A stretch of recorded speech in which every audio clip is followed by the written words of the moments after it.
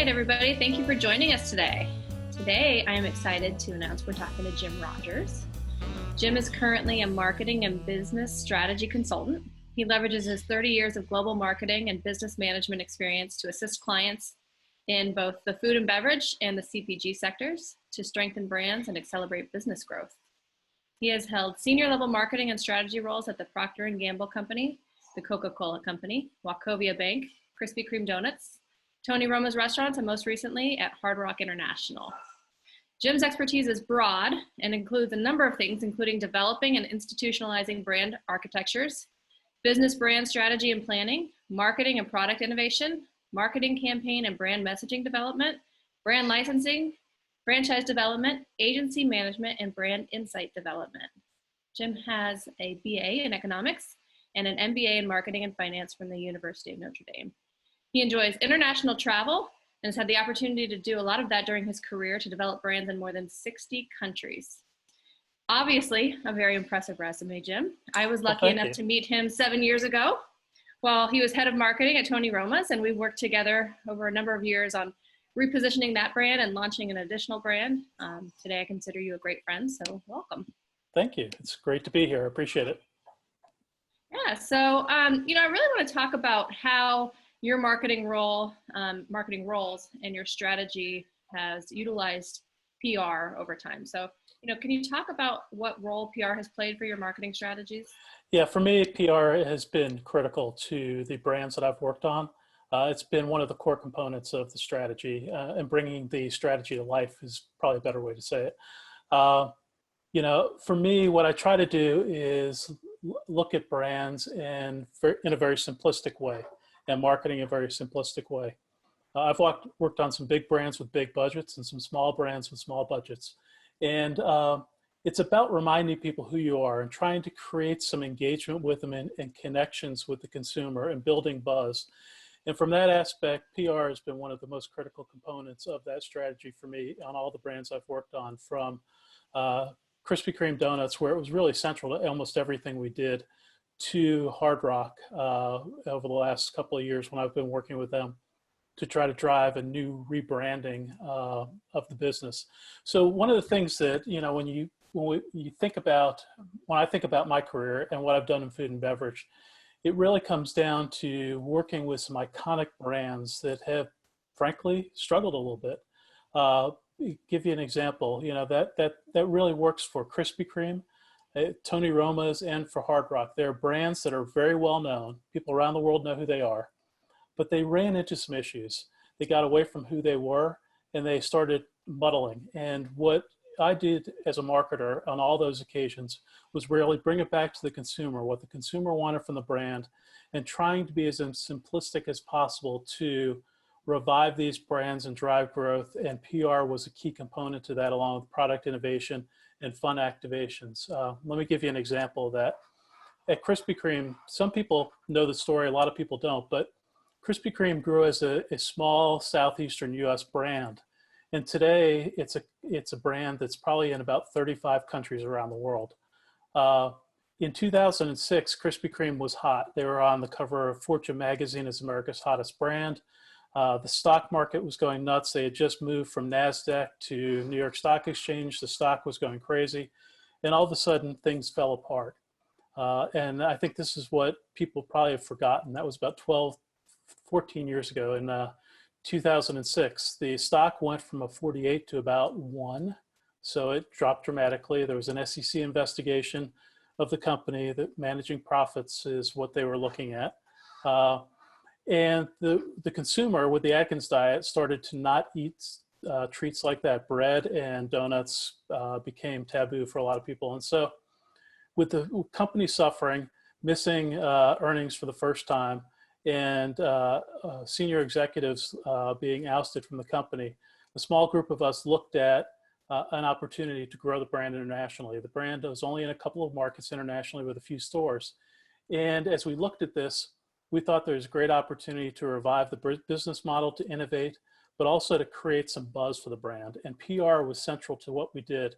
In fact, as we kicked that off, the first new location that we opened in 2007 was in Hong Kong. And we had Eunice Yoon from CNN come in and interview our president take a tour of the facility, try donuts, make her own donuts, and that created this incredible buzz for this brand. If I look back at that and what we did in international, in the span of about 7 years, we grew from about 20 locations internationally to 600.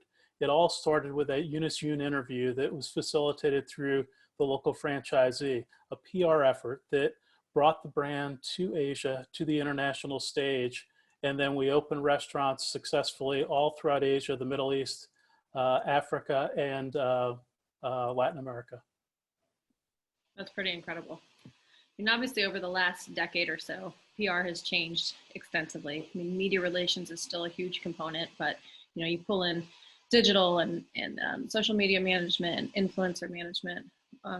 Which of those has been most vital to you, or has it been a combination of all of them over the years? To me, it's really a combination. You've got to, again, if you go back to what I said earlier, I try to take things simplistically. It's about creating buzz and awareness for your brand and building connections with the consumers.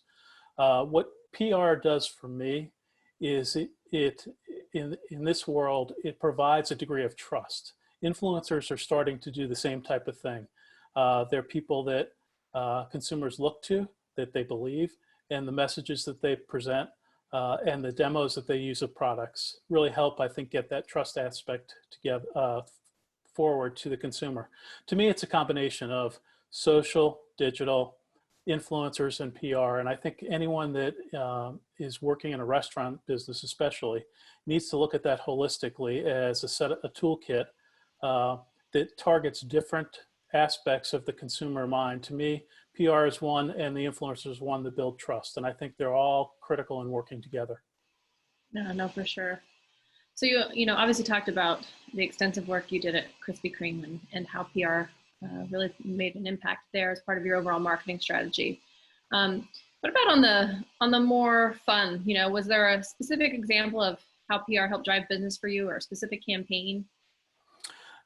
There's a number of examples of that. One of the best is, I think, at Tony Roma's, we had a campaign as I joined the brand. I looked at it and I thought, this is a brand that people should be having fun with. They should, you look at pictures of people eating ribs. They've got barbecue sauce all over their face. They've got smiles on their face. And that's really what, to me, the brands I've worked on strive to create. It's those smiles on people's face. And so we introduced a marketing campaign called Show Us Your Rib Face, and asked people to post pictures to social to win ribs for a year by showing pictures of them eating ribs with barbecue sauce on their face and smiles. And the PR firm, your PR firm, who we worked with, helped really create some great exposure for us with that. We took that to a rib eating contest the next year. And working with your team, we invited leaders in the community. We had the chief of police there. We were going to have the chief of the fire department there, but he was called away for an emergency, unfortunately. But we had a great event kickoff where we had, I think it was about 12 different leaders in the community come in and do a rib eating contest, see who could eat the most ribs in 3 years. And it really helped dramatically revive this brand. By the time I think I was done after 4 years there, we had created growth for the brand for the first time in a decade. When I inherited that brand, you'll remember, comp store sales had declined for the previous 10 years within the first 9 months. And PR was a key part of this strategy, working with your team. We revived that brand and actually saw a 6% comp store growth in that span of time. So it was a hockey stick approach, or numbers, as people say, the V-shaped recovery to a degree, although it was a very quick recovery. And what I actually credit a lot of that to the work that we did together, because we signed Uproar, and 2 weeks later, within 2 weeks, we were on national TV for Labor Day, showing consumers our ribs with our chef Bob, teaching them how to cook ribs properly for their Labor Day weekend. And that was a national program that Tony Roma's had never been on anything like that. And so within a matter of 2 weeks, we began to create that buzz on this brand with the existing products we had, and then morphed into that Show Us Your Rib Face campaign to really bring a character and identity to the brand that helped grow not only comp store sales, but got the company back into signing new franchisees in the US and around the world and growing the business again. Yeah, we had a lot of fun with that. And I was surprised how many people were willing to get messy and get their rib face on. It was a lot of fun. Yeah, even you. I think I still have some pictures of you. I think it's possible. So, transitioning to the present, we're living in this crazy time of COVID. Um, it's obviously impacting the restaurant industry pretty significantly. What role do you think marketing is going to play as these restaurants look to reopen? I think that's a great question. And I think that the restaurants that wait till they reopen to market are making a mistake. And I say that because the marketing has to uh, be authentic. Brands have to be authentic and true to who they are. They've got to show that they care for their employees and that they're safeguarding their guests and have their guests' best interests at heart. It's the perfect time to do that. I live in a small town in North Carolina, in the mountains right now.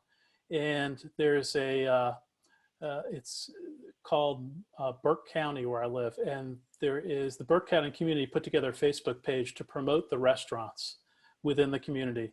And it's been fantastic for a number of the restaurants. In fact, some of them have increased their sales from prior to the pandemic, which is amazing, given they're only doing takeout.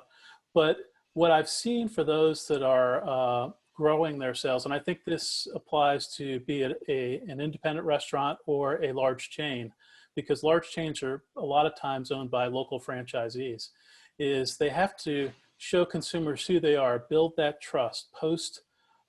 If it's Facebook, they're using post on Facebook with specials, have their menu be known. The ones who are successful I see here are giving away free meals to the community, and one guy's even instituted this guessing contest where he asked consumers or his fans during the day to guess how many meals he's going to give away for free that day to local community, and the winner gets a free pizza. So he's not using it to his advantage just as a marketing aspect. He's truly showing that he's giving back to the community as part of this community. And it's examples like that that I think encourage me that once we do reopen the economy, we're going to have success with some of the small businesses. So, I kind of went in a different direction than you asked, but I think marketing is going to be critical for the reopening. But shame on those who are not doing the marketing now, because now is the time to show truly who you are. And if you've got a void of a couple of months where you've not done anything, I think the consumer is going to wonder how they trust you. And it's all about building trust and showing people that you are there for them and a key part of the community. So I think marketing is critical now, as it will be in the coming months. Yeah, for sure. If we were sitting back here in 2010, I don't think we could have predicted the way that marketing and PR would have changed over the last decade. If you were to have some overall predictions for what it's going to look like in 2030, how do you think it's going to change for the restaurant industry? Gosh, that's a great question. You're right. In the last 10 years, and even since we started working together, 6 years ago, it's changed dramatically. Marketing's changed dramatically with social digital and all that's going on in that area with influencers. It used to be that when I was with Krispy Kreme Donuts, one of the most successful programs we had is we hired an agency in LA to essentially bring a box of donuts, a dozen donuts, to a star, a director, a producer when it was their birthday or when something special happened. And it was just a nice thank you. But what ended up happening to the brand, and this was in the early 2000s, is we would get written into movies, into TV scripts, and it was free. Well, that doesn't happen anymore. Influencers, I think, have taken on a lot of that role. And the people that we used to target with these gifts of free donuts, the producers, actors who love the donuts, now are wanting to be paid for that. So that's a huge evolution that has changed within the industry in the last 10 years, 15 years. I don't know what it's going to look like in the future. I think influencers probably will have more of a role.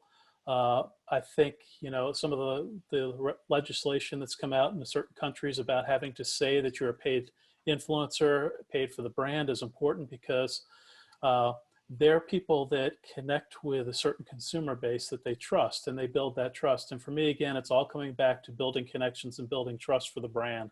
So I think they're going to have a more important role. I think PR remains critical. For me, it's always been the center of what I've done. It's a great way to build that trust from acknowledged experts out in the industry. And so I think that you're going to see that continue to evolve, but where it will be in 10 years from now, I have no clue.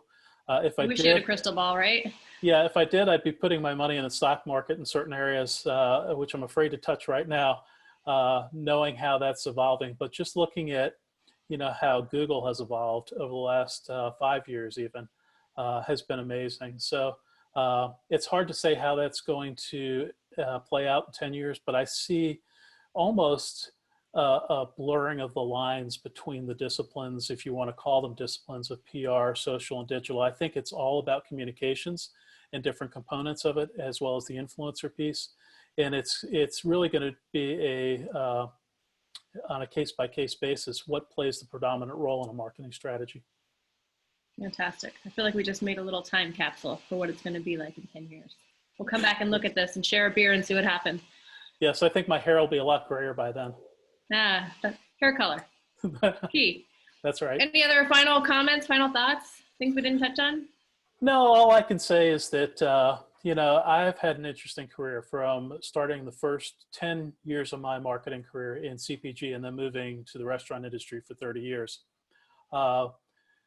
And I've seen a great evolution of the industry. I think back to when I was at Procter & Gamble, and I actually met the guys who are talking about developing a search engine called Google, and met them in Sonoma, actually, at a meeting of advertisers, and they wanted to get our understanding of whether it be something useful to them.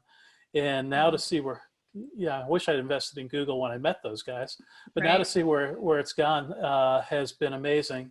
The food and beverage industry is where my passion is. It's an incredible industry with some incredible people. The businesses have small margins, so you've got to be